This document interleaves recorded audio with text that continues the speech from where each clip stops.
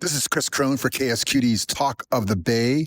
Mike Rotkin, former five-time Santa Cruz mayor, UCSC lecturer, and community activist, died on the morning of June 18th at his home on the west side of Santa Cruz. He was surrounded by friends and family members. He was 79 years old. The following interview with Mike Rotkin was done this past April. In it, he takes the long view on his time in city politics as we move quickly through many issues that unfolded over many years.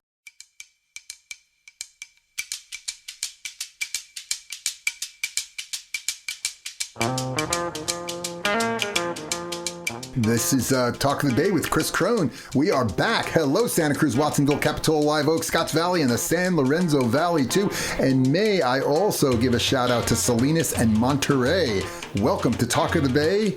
And we have a show for you on today's Talk of the Bay. We will spend the entire hour with former Santa Cruz mayor, current regional transportation commissioner, and longtime director of the Community Studies Field Program at UC Santa Cruz. Yes, 79-year-old Mike Rotkin is in the house with us today. Welcome, Mike, to KSQD Radio. Thanks for inviting me, Chris. It's great to have you here, and we've got a lot to cover, so let's do it. I'm going to go to my first question. Mike Rotkin, how would you sum up the current Santa Cruz political establishment, given that we now have a directly elected mayor, four-year one, and a city council that's divided into 6 voting districts? How is it working in your perspective, and was it a positive change for Santa Cruz politics? Well, I actually like the old system better. I think it was kind of forced on the city for economic and political reasons by a lawsuit. And I think it's not the end of the world. I think we'll manage to live with it on some level. The idea of having districts, we're not that big a community. And ultimately, every council member is kind of, I believe, responsible for the whole town. And so the idea that somehow you look after your district and the other ones are not quite as important to you. It makes sense. You have to do that in LA. You have to do that in New York. I'm not sure you have to do that in Santa Cruz, but it is what it is. We've got it now. We have to make it work. I think the current council is generally a progressive city council.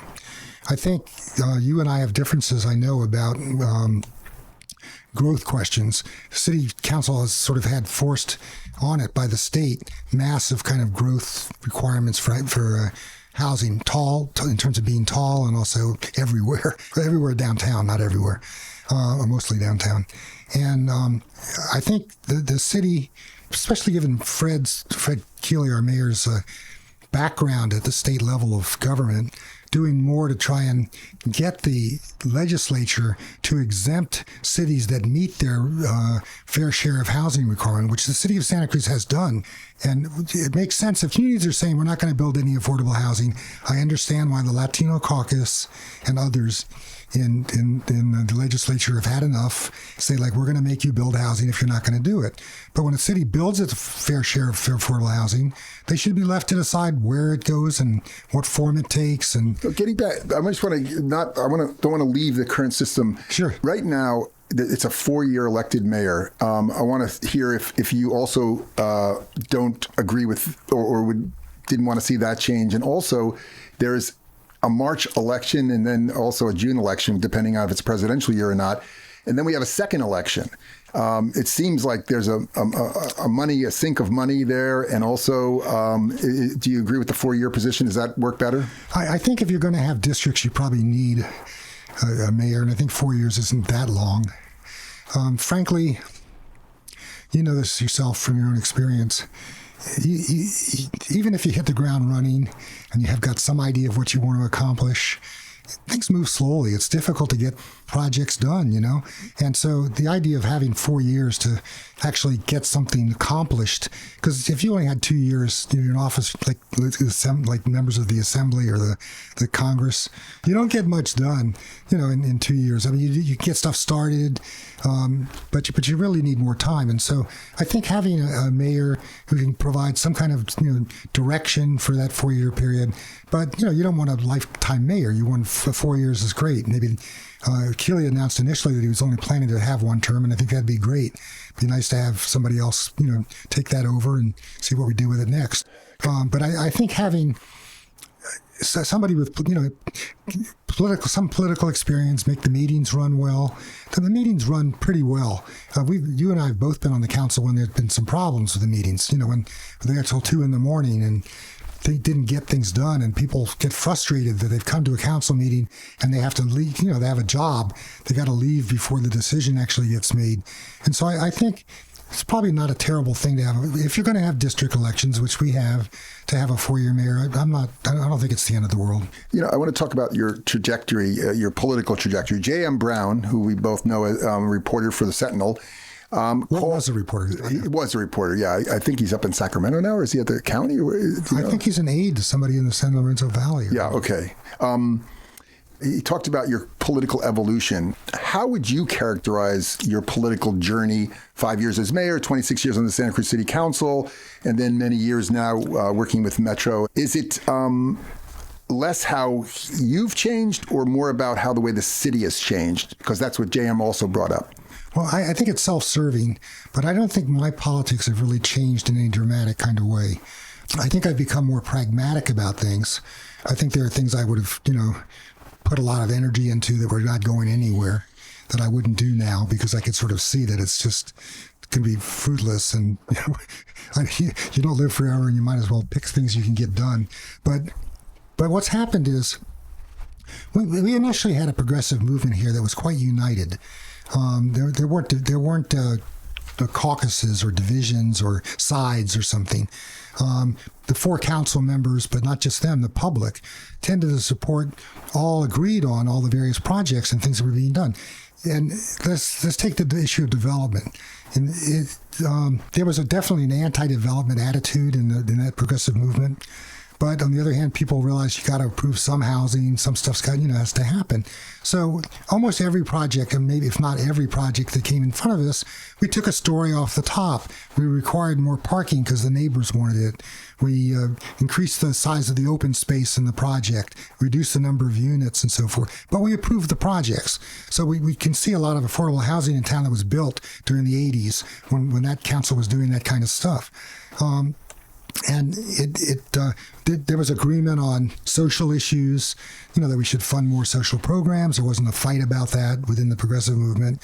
There was agreement about environmental stuff. We didn't get rid of pesticides in the park and a green belt around the city. And there's a long list that you're quite aware of of progressive things that we did. And it wasn't like there was, not that everybody always agreed on everything, but there were no sort of ongoing splits of some kind.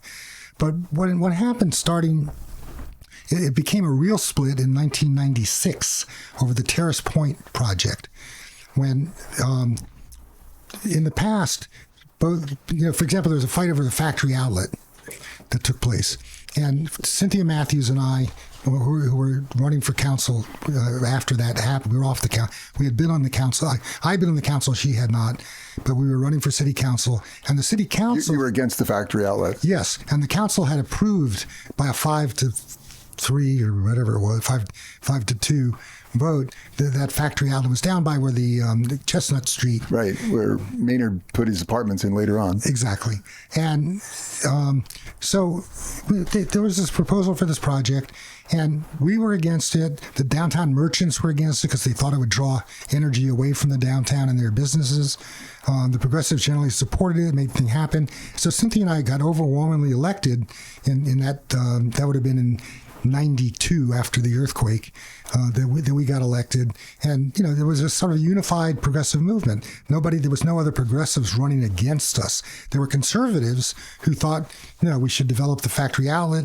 And there were massive numbers of people who thought we should do all kinds of horrible, this old stuff. But the progressive movement was pretty united around those kinds of issues. How much did the earthquake have to do with the evolution of Mike Rotkin's politics? Well, we had always thought, I didn't run for city council on a business platform. Didn't care much about, I thought it would take care of it, not because I don't care, but thought it would take care of itself. The businesses would, the local merchants would make money and things would happen as they happen. And when the earthquake happened and it shut down 2/3 of downtown Santa Cruz overnight, literally gone, a major source of resources from which you pay city staff, run social programs, all the other stuff you want to do. There's a big issue there. What did the budget look like in 1990, and did you have to lay people off? There was a lot of layoffs, and it was belt tightening, and a sense of crisis, and what are we going to do, and where are we going to get the funding from and make it happen? And so there was an immediate sense of, let's approve anything anybody proposes on Pacific Avenue, which is what happened right after the earthquake. So a bunch of buildings went up that are sort of architectural monstrosities. I mean, they're not as tall as some of the stuff we're looking at now, but they're just not ugly looking buildings. Because, they approved it, they put the application in, they're going to build something. Other people were holding back. We're going to wait to see what happens. Yeah. So let's approve it, make it happen. And in doing that, we approved a lot of affordable housing upstairs. So a lot of affordable housing got built downtown after that earthquake. And the city council, we found ourselves interested in what's it take to make a downtown work. So you get involved in things like, well, it's important to have a cinema that brings people into shopping after 5 o'clock at night. You need to think about what the storefronts look like. What'll make people walk down the street, because you don't want a big blank wall. Somebody has a floor level place that's all just nothing but boarded up, not even boarded up, but windows and no doors to go into or anything. And so you start to get interested in what makes a city work economically, that I had no interest in when I ran for city council. And as a council member, you need the revenue. So you start to think about that. So that's one change I would think in terms of, you asked me, like, how do my politics change? I've got more of an interest now in sort of what's it take economically to make a town be successful? Because back, I thought, somebody else will take care of that. I'm about social programs and environmental protection. What about affordable housing? And the whole definition of what's affordable, because I think the progressives did put affordable housing on the map in the 80s and 90s.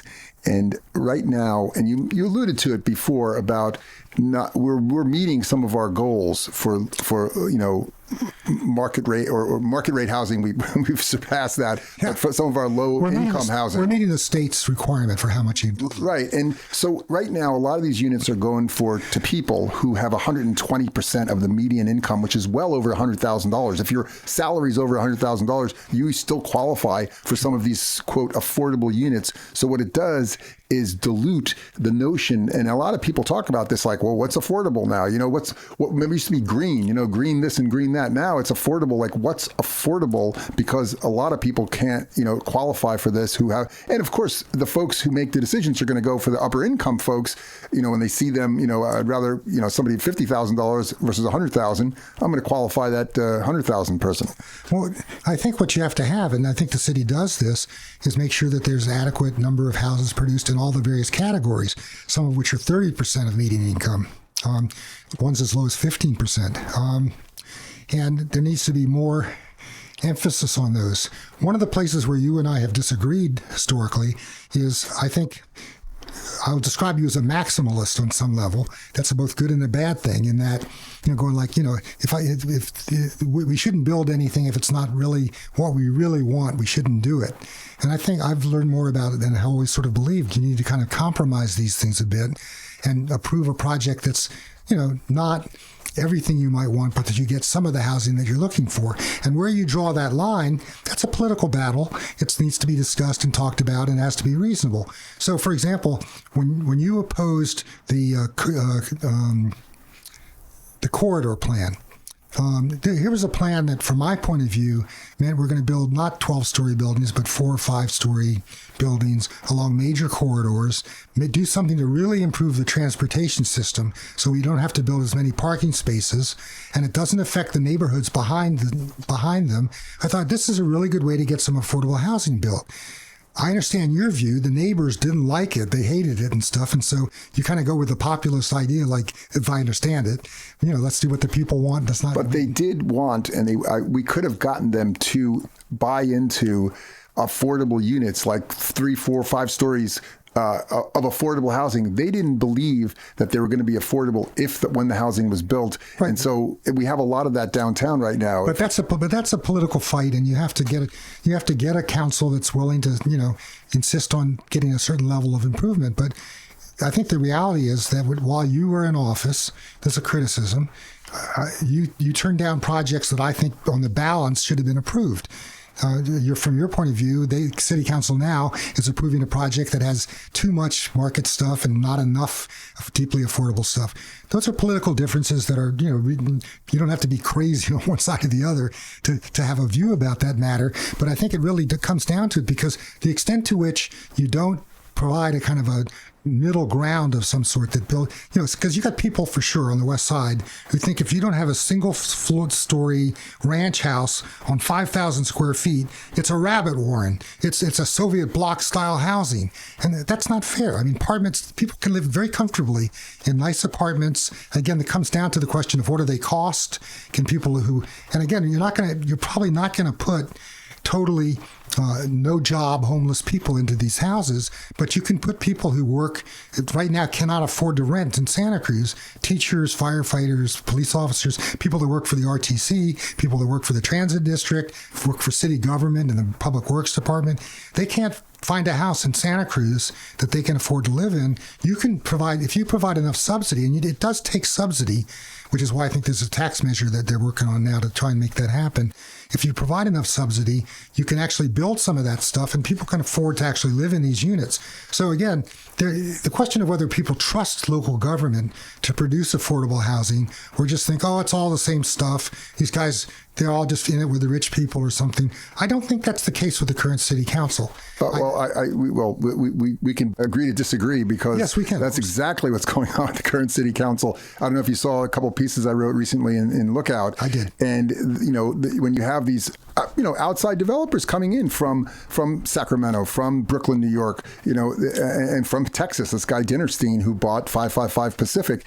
And they're looking for, and the rents are outrageous. And I think they're running on an algorithm similar to the commercial real estate people who are running on the same similar algorithm, where they can take a loss, and if they will not drop rents at all in the commercial area, but in just regular rentals, I think there's a lot of vacancies at 555 Pacific, but also at the corner of Laurel and Pacific. I don't see the lights on in that building. I don't believe it's more than half rented, but it could be. But why don't they talk about it? No, you and I don't disagree on that question, because I have a column for Lookout that's not been published yet that looks at the issue of the mainly Fred Keeley's idea about a entertainment district south of Laurel that talks about doing a lot of building, including some high-rise stuff. And it's sort of putting the cart before the horse, because they're talking about doing all this building, but it's not clear exactly who's going to live in these units. And is there a transportation system that's adequate to take them where they're going to go to work? Because, I think there can be. It's not like it's impossible to imagine that. But I think if you put build the buildings and then just hope somehow it's all going to work out, you can end up with a real mess in your hands of having sort of overcapacity and people who just clog the streets in a horrible kind of way, like happened in 98. You were on the right side of that issue in 98, and I was on the wrong side of that issue, in that we had a plan that would have been great. Beach and south of Laurel plan? Yeah, beach south of Laurel, because we had a deal that, Seaside Company was going to build really great housing for all the people that lived in the beach flats, and they were going to do landscaping and this, that, and the other damn thing, and they were going to get some expansion of parking space area and the possibility of a factory outlet. And we should have made them perform their side of that equation before we approved the planning stuff. And we did it ass backward. We approved the moving the street and the other kind of planning stuff before we got into actual. And they still haven't built on they came along years later and took the community garden, and people had to fight to get half of it back. But the Seaside Company still to this day, their plan, I thought, was to build housing there, but they haven't yet. Are you know anything about that? I know about as much as you do, Chris. Anyway, like I said, I think we made a big mistake by being willing to move on the planning before we had the written commitment, whatever it takes to make it a real commitment from the Seaside Company. Because if they had put all the people in the beach flats in decent, affordable housing, the trade-off might have been worth it, but that didn't happen. And I think people were, and then you looked at the environmental impact report, every intersection between that project and Highway 9 and 1 was going to be a nightmare.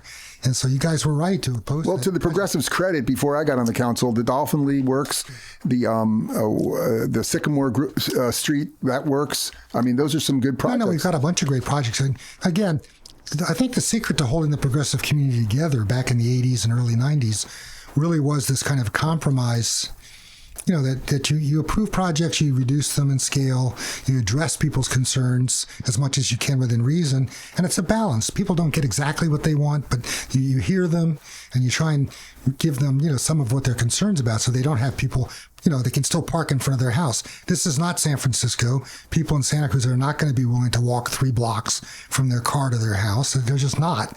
And so any plan that's that's based on that kind of a concept is dead on the, as far as I'm concerned. Well, I tell you what people are worried about, and the corridor plan is one thing, and also my old neighborhood, Lower Ocean, they just put in 54 units on Jesse Street. That's set to open this week, I believe. 0 parking, no parking. So they're going to have people there, and they don't even have a shuttle. And somebody brought that up at a neighborhood meeting recently, like, well, what about a shuttle for people? I don't know what we're going to do if half those people bring their cars. And I think the crisis here is that the transit district is really ready. When we ordered 53 hydrogen buses, new ones, and they're not going to get here till they're going to get here, but we don't have a fueling capacity for them till next fall. So the bus capacity to provide that level of service that would be needed to add those routes and stuff is just not there right now. And so again, the cart before the horse. It's not necessarily a bad project, and maybe you don't want to build lots of parking spaces in every project, but you've got to have a transportation alternative that's real. And we don't have, to be honest, we do not have that right now. And that's true in the South of Laurel. That's true over in Jesse Street. It's true.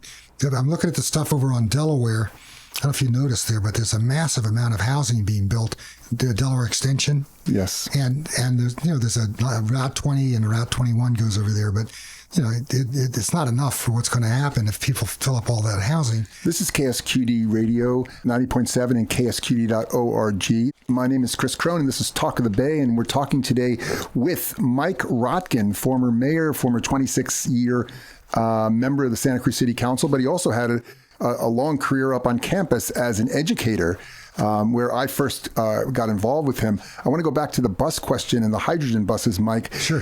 Why not electric? How did we miss that? Because everybody criticized DeJoy, who runs the post office, when he went away from electric, and now he's coming back and actually going to buy some electric mail trucks. Electric buses don't have the capacity to go over the hill to San Jose and come back with a charge. Does every bus have to do that? I mean, why not? Not every bus has to do it, but the point is, and you also don't have enough capacity to go to Watsonville and back with a full charge. So the advantage of hydrogen is it makes energy while it runs, which electric buses do not. They have to have a long charging time, and so hydrogen is a real great alternative. Now, the hydrogen stuff, to be really effective, first of all, you want to have green hydrogen, not hydrogen that's made from the petrochemicals. And Washington, D.C. approved 2 big projects, one in Oakland and one in San Pedro, to create big stations to create green hydrogen that we would then be trucked to our facilities.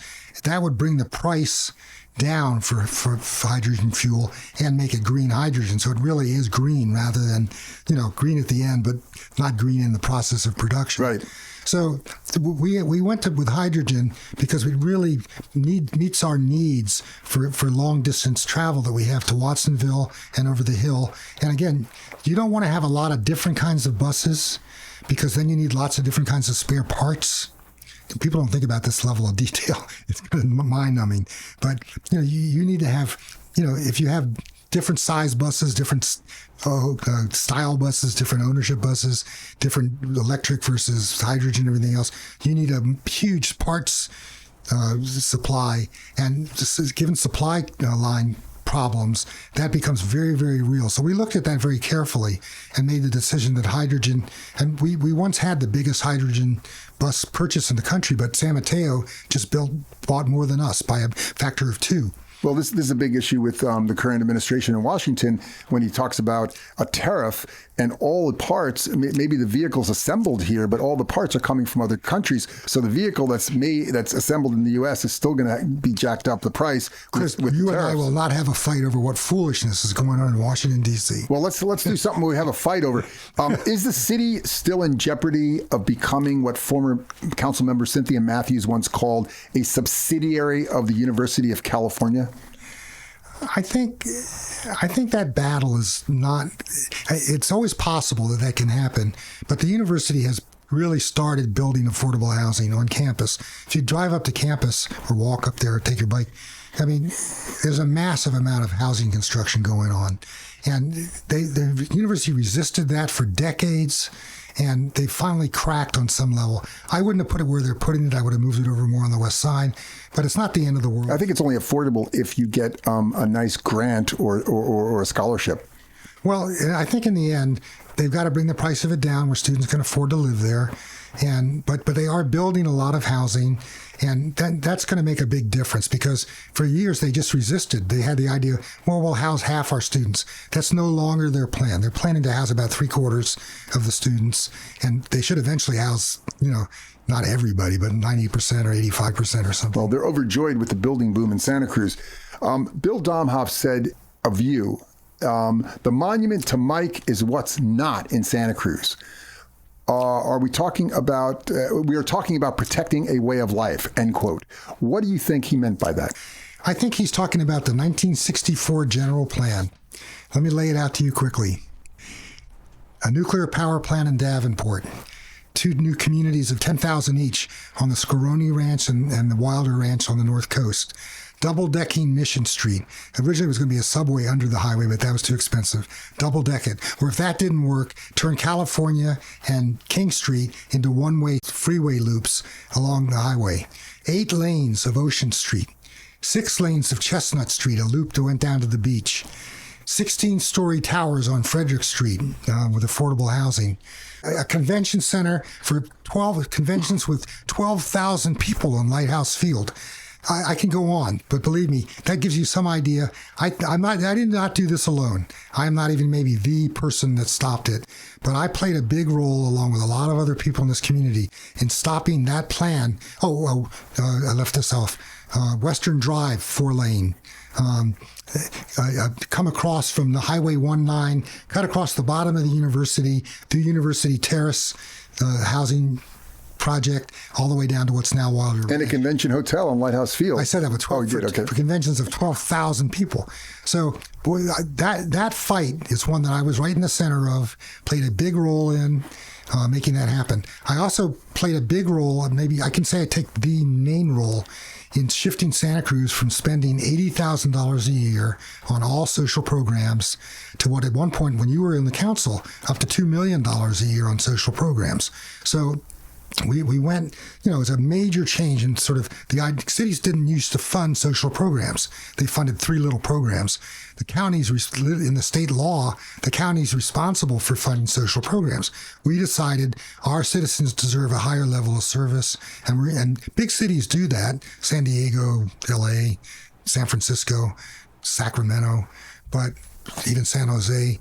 But we decided our little town needs to have a higher level of social services for seniors, for kids. And we had to fight Dick Wilson every year on this, and when it came to budget time, and it wasn't ever a foregone conclusion.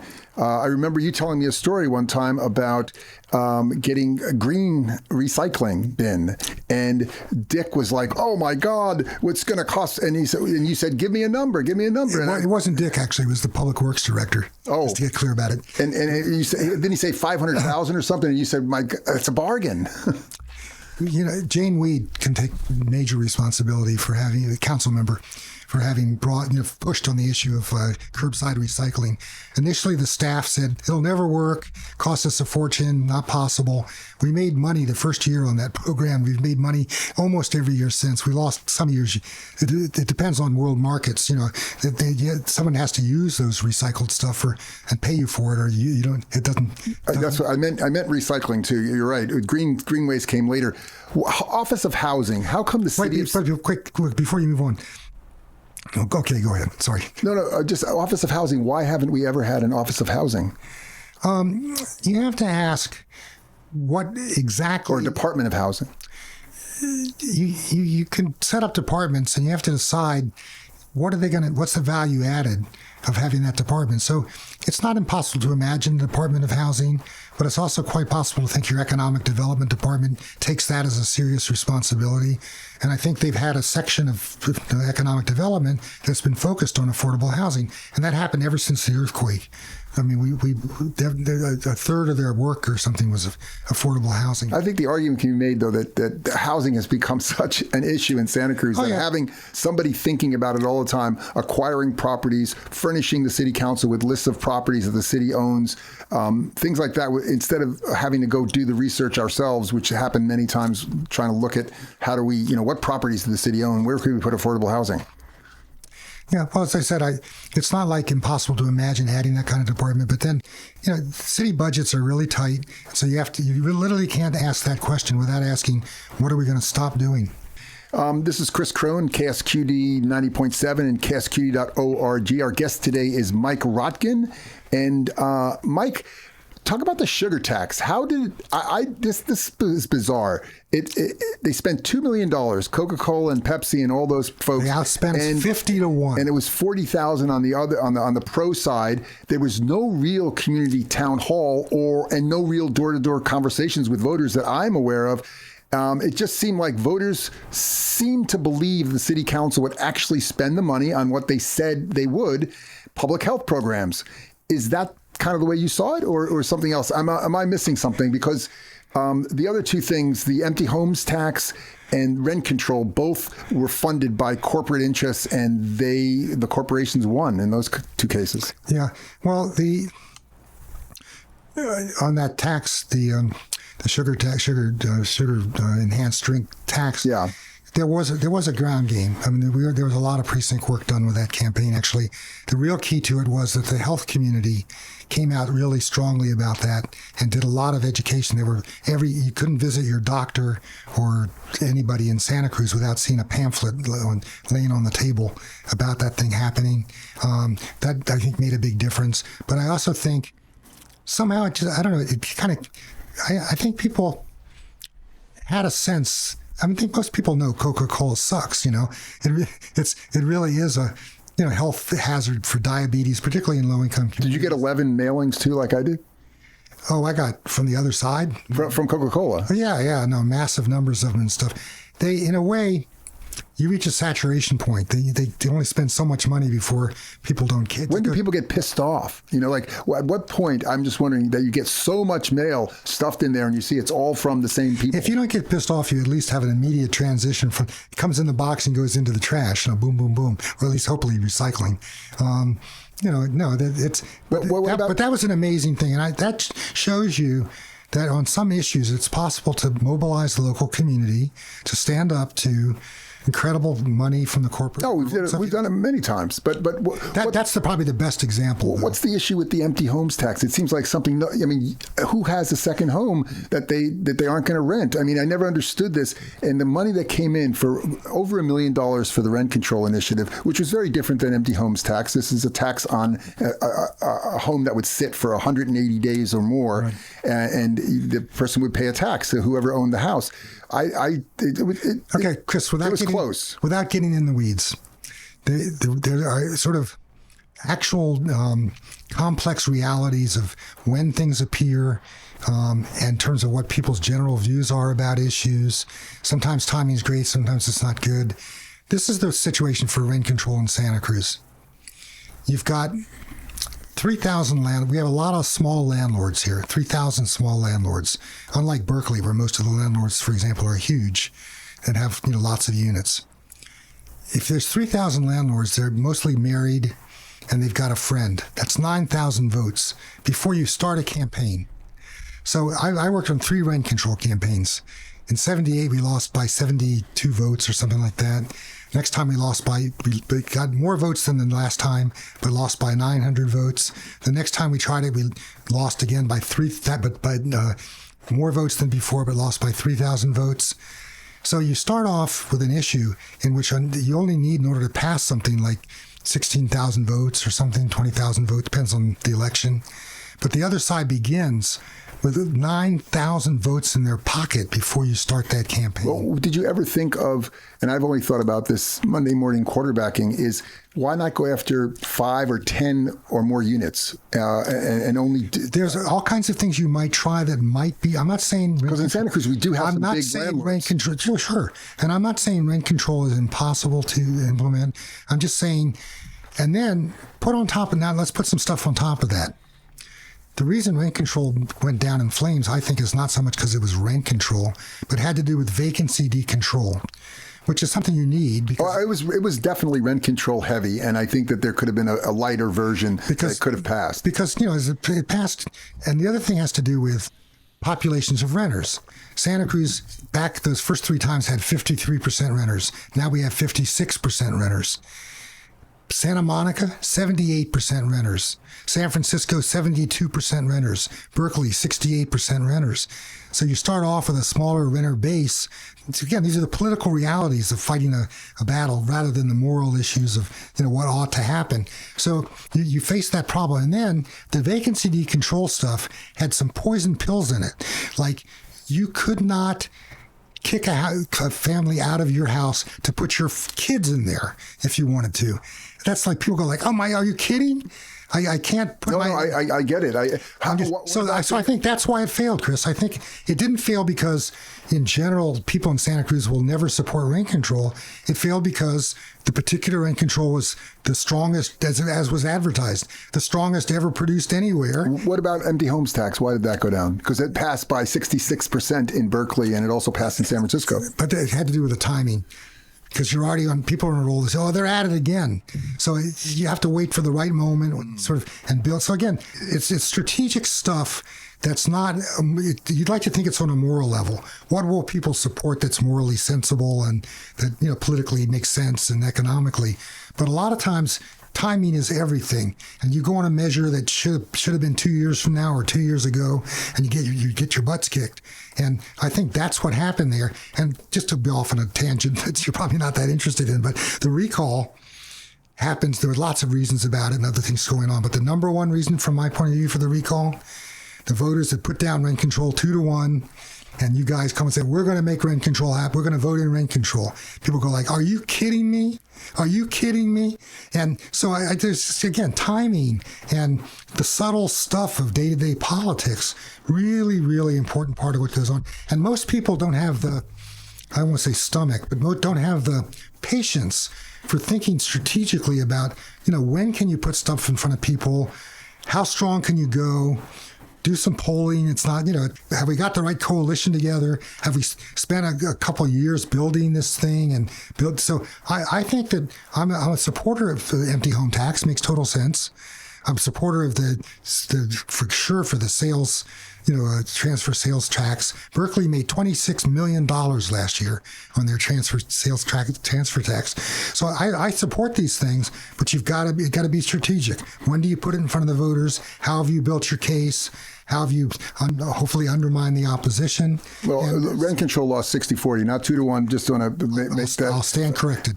You use the word, this is something we may disagree on or come to an agreement. You use the word progressive in many of the columns that you write for Lookout Santa Cruz. Right. How do you define progressive, and has the notion of what progressive politics is changed over the 50-plus years that you've lived here? Well, I early on defined progressive as being a kind of mix of liberalism, which meant that you can use the government to accomplish important social goals, and populism, which is the people should rule and decide what they want to have happen and don't trust the government. Those are completely opposite concepts. And you put those two things together in a bizarre kind of way, you have a notion that there's sort of a popular underbelly that's sort of supporting the use of government for let's say, socially, from my point of view, left values, kind of meeting the needs of low-income people and environmental protection and all those other kinds of things. And so the progressivism in general is that kind of an approach. And I think populism by itself is dangerous. Look at Trump. And liberalism without a populist base for it or something, it becomes expertise where people don't know what they're talking about and they scare the crap out of the general public. So you need to combine those in some way to make them work. And so I still think that our government here locally is a progressive government in that it's trying to do those things. We never used to have public hearings.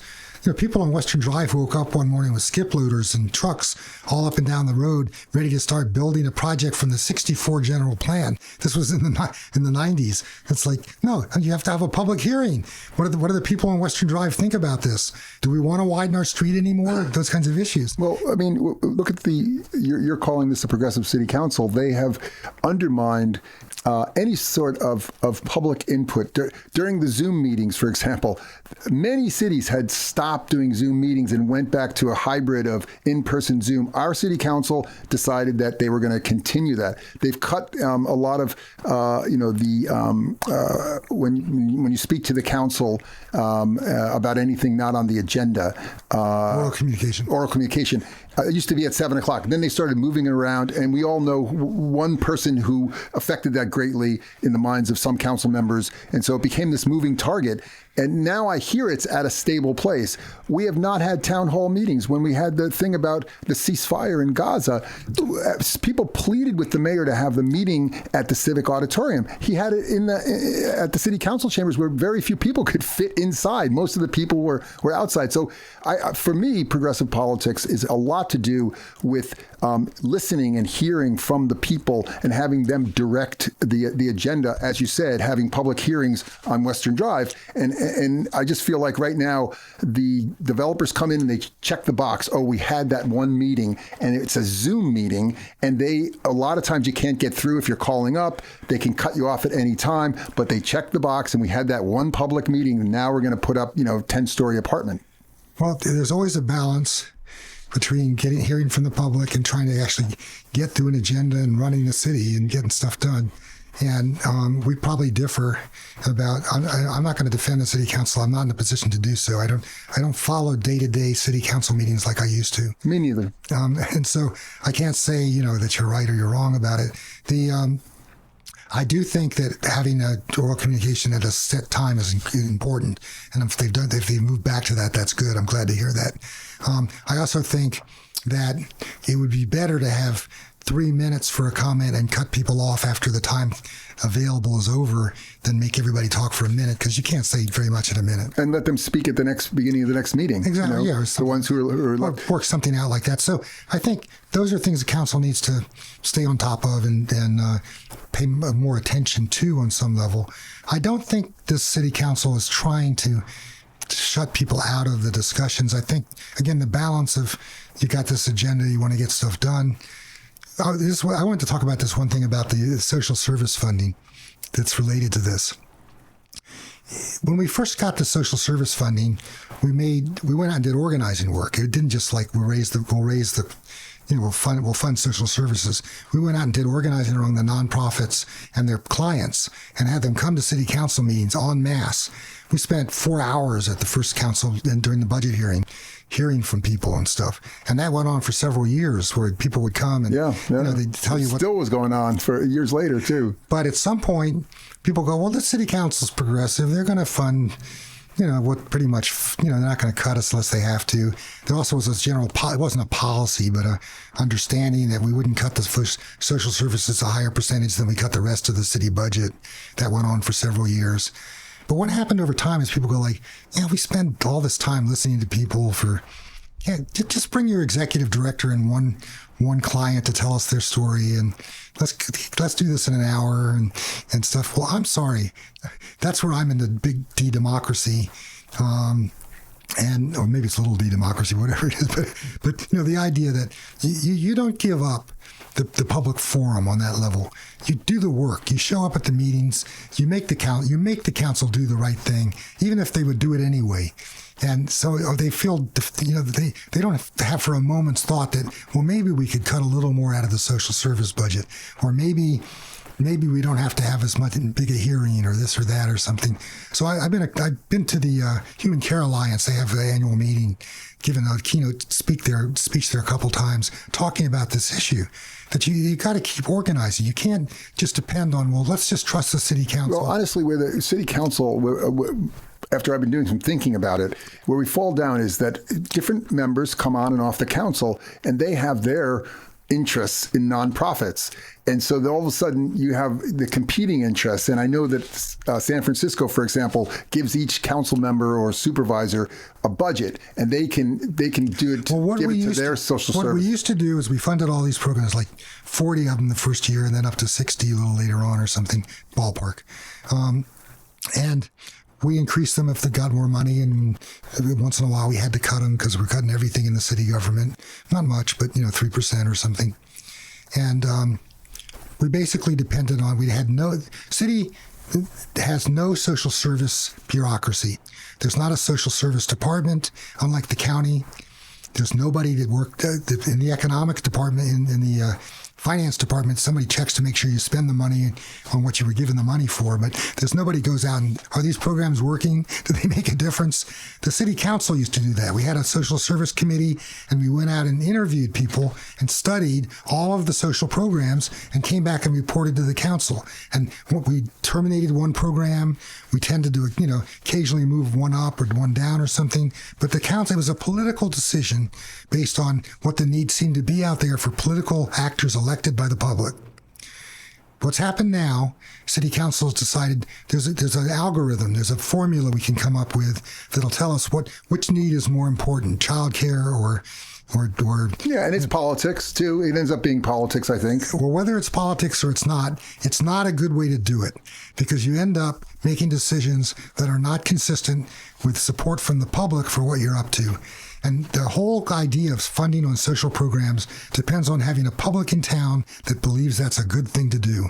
And the extent to which people feel like the wrong group's got the money, or I wouldn't have given it out in that way or something, then that's the beginning. It's not terrible yet. Okay, we have about 10 minutes left, and I've got about 5 more questions. But that's the beginning of a problem, and that needs to change. It needs to go back. I don't think we should create a social service bureaucracy. I think the council needs to own who we fund in the way of social programs, and that requires feet on the ground, visiting the programs, and assessing whether they deserve the money. I agree. You support the current initiative of Fred Keeley yes, that he helped craft with other community members to raise money for affordable housing. Tell me, what's the deal? You mentioned it a little bit before with the real estate transfer tax. The current tax, just so people know, and I was at a public meeting, and it was never even defined. I asked somebody, he said, well, no, we don't have a transfer tax now. No, every community in California has a transfer tax, and it's $1.10.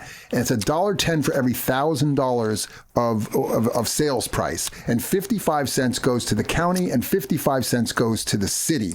Well, in the Bay Area, there are several cities that have anywhere between $2.75 for every $1,000 and $12 for every $1,000. So as you mentioned before, for example, Berkeley pulled in $26 million last year. Why hasn't, and this is just historical as well as now, why hasn't the Santa Cruz City Council pursued a real estate transfer tax more aggressively until now? Well, Berkeley passed theirs when you did not need a vote of the people to pass a transfer tax. So the council passed it in the 70s. Mm-hmm. And so, boom, they had it, and it's been there ever since. And there was always a concern that we would have a hard time getting it passed because we imagined a hard campaign against it as happened. Which we're going to get anyway. So you can only do so many things. So it was not high on the list of things to do, but there's no particular reason like people were opposed to doing it or something.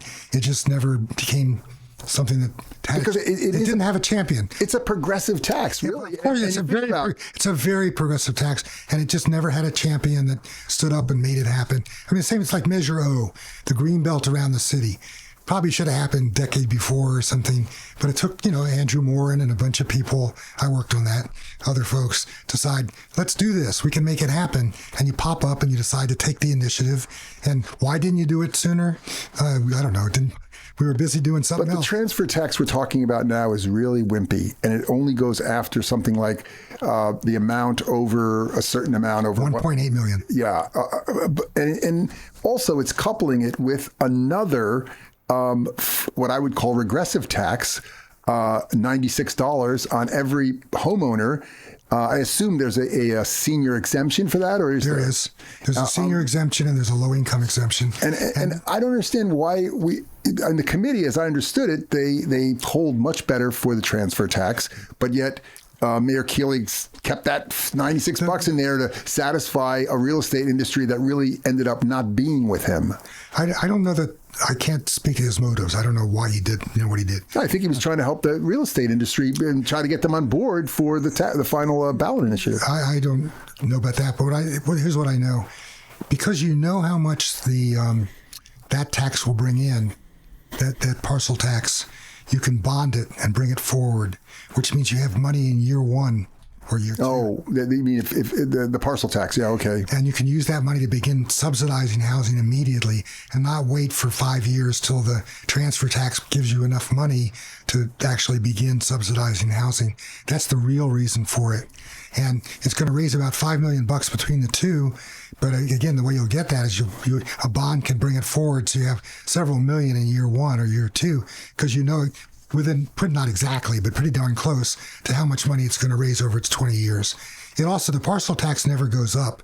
It also, you can make the argument, which I guess this was an argument to the real estate folks that didn't come for much, which is that, everybody would contribute to addressing this problem, not just them.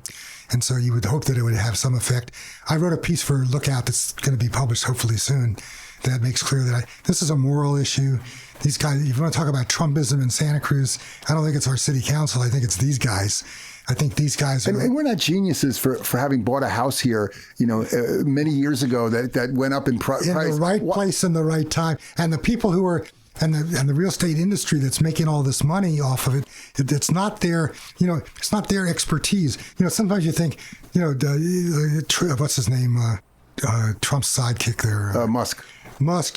He's a fool and all kinds of other stuff, but he's got some clever ideas, and so there's a certain return on his, his cleverness or something. There's no cleverness in the real estate industry taking a huge profit from the way the market operates. They had nothing. Location. They didn't build it. We didn't build it. And so there's no, and again, because it's such a, hopefully is that it's such a modest tax, and yet it raises an amount of money that actually could make a difference. I've done some calculations here. They're not, precise, but that really would allow a full-time barista to get into a housing unit in Santa Cruz. It won't allow a part-time worker. It's not going to, it would allow somebody who teaches in Santa Cruz. It would allow, entry-level workers at the transit district and the city of Santa Cruz and the county to actually be able to afford a rental. Off on a real quick digression. Real quick, because we got 3 more issues. This is just quick. It's interesting sociologically that people don't live together anymore. And when people tell us, for example, we're bargaining with the people at the RTC, the staff, they can't, they're spending 60% of their income, the entry-level folks, on rentals because they don't have a housemate. They're not, you don't want fascism. We can't make them get married. No, I know. Yeah. And you don't want to force them to have a roommate. It's interesting, isn't it? But the reality is, if they lived with a roommate, which used to be the model, they'd be spending 30% of their income on housing. But what I learned, Mike, on the other hand, all the college students, when I was a college student, it was you got your own room. Now they're all doubling up. Tripling up. In one room. And I'm not just talking about campus. I'm just talking about all around town. Sure. That people are, so it's that, and also, college students know how to, save some money. So, But there's a real irony there because you sit at the bargaining table and you go, well, I spend 60% of my income on, but you have a 2-bedroom house and you don't have a partner or a housemate. Yeah, well, and you could do that in Omaha or Kansas City or somewhere. Well, so I'm just wondering, just really quick takes here. Gaza, I'm just looking at, how, in my opinion, our Congress member is really poor on this issue. He's, the pro-Israel, anti-ceasefire, takes a lot of money from AIPAC, the American Public Affairs Committee. What's your take on Gaza, Mike, and let Gaza live was the recent round of demonstrations that took place, along with the hands-off rallies. Well, I'm not a fan of Jimmy Panetta's views on Israel. I think he could have a much better politics than he does. I think he's good on most issues. He's definitely on the left of Congress on a whole lot of economic and social issues, and been willing to stand up to Trump on a bunch of stuff and whatever. But when it comes to Israel, I think his politics suck. And what about Gaza? Where do you stand on that? My problem is, Israel needs to stop settlements, and it's not just a matter of a ceasefire. They shouldn't be building settlements in the West Bank and destroying Gaza. It's just wrong. It is genocide. It's not appropriate. The U.S. shouldn't send them another nickel worth of military support if they don't stop doing that stuff. That's my view. And what about the UCSC? But let me finish. Go ahead. Sorry. On the other hand, I'm not a Hamas supporter.